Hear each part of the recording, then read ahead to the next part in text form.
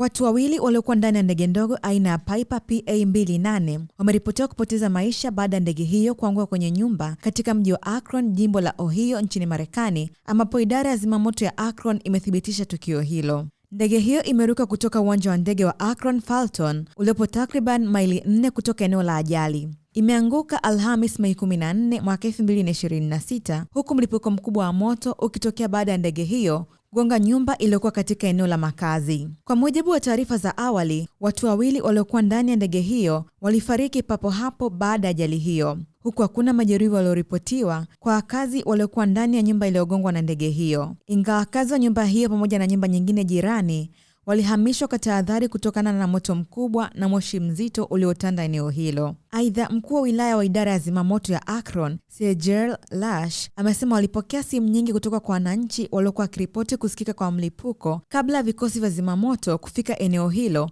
na kukuta nyumba ikiwa imezungukwa na moto mkubwa. Mamlaka ya usafiri wa anga ya Marekani, FAA, pamoja na bodi ya taifa ya usalama wa usafiri, NTSB, zimeanza uchunguzi wa kubaini chanzo cha ajali hiyo, huku utambulisho wa watu waliopoteza maisha bado haujatolewa rasmi.